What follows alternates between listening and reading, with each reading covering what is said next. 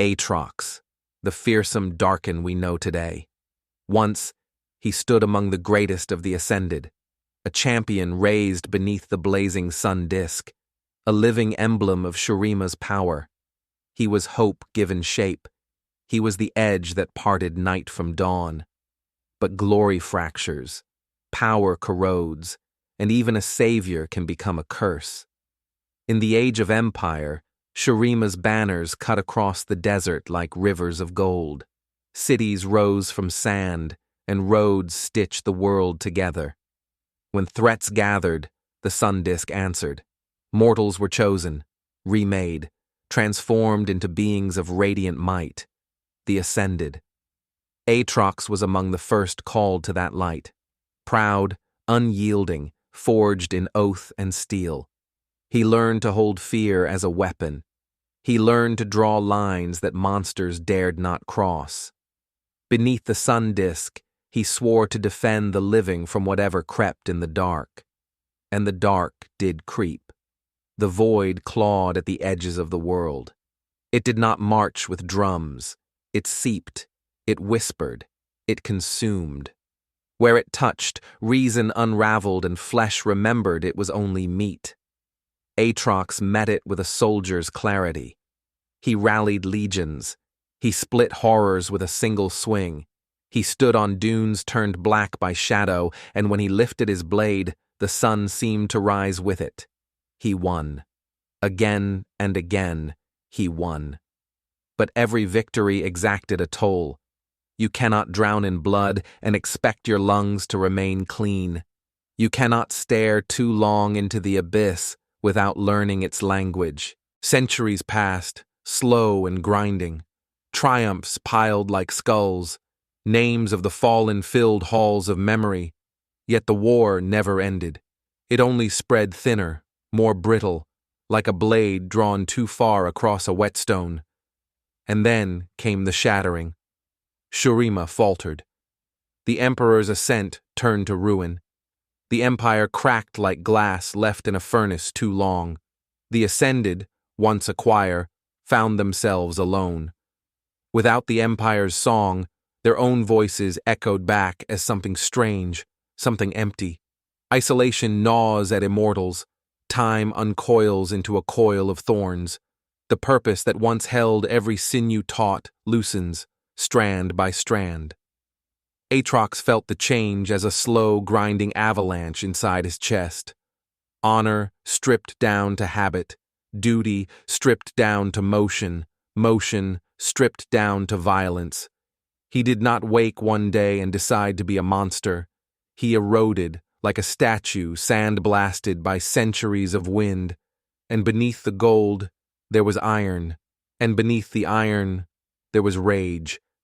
They called them Darkin. The word spread like a warning bell, not protectors, not saints of the sun. Darkin, Ascended bent into ruinous shapes by grief and fury.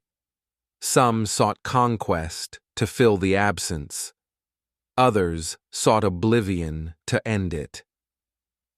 Aatrox marched because the march was all that remained.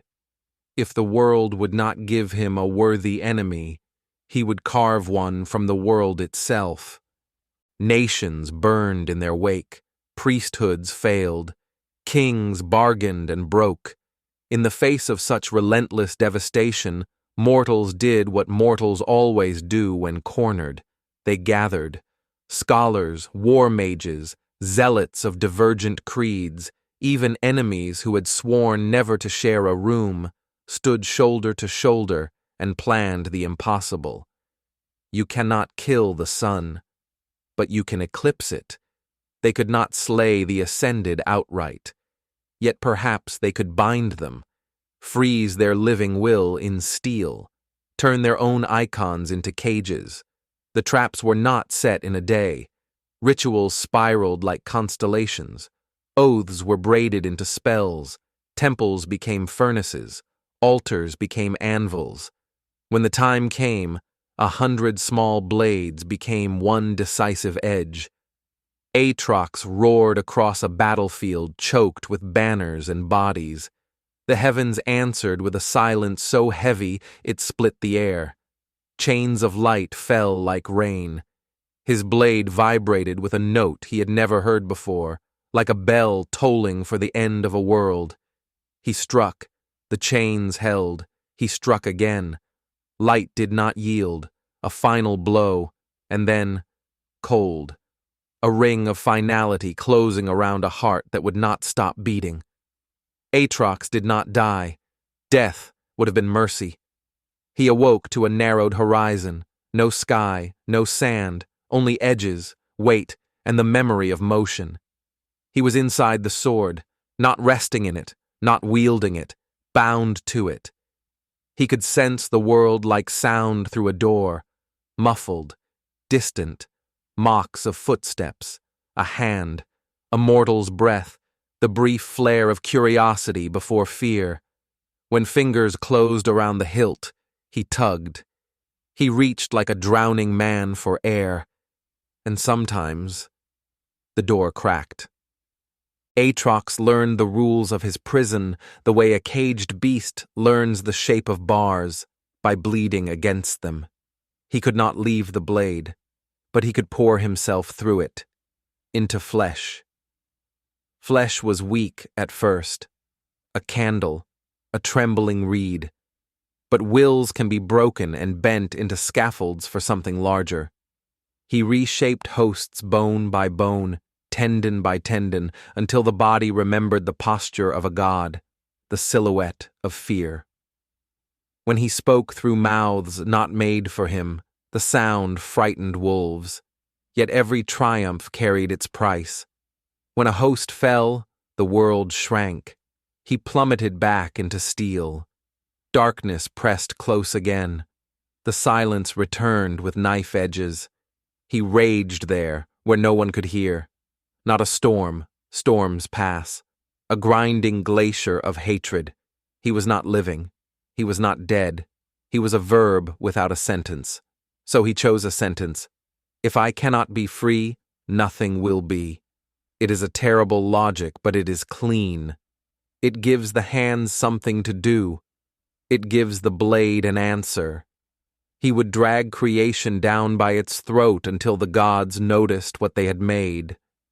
He would force the world to admit that cages, no matter how radiant, are still cages.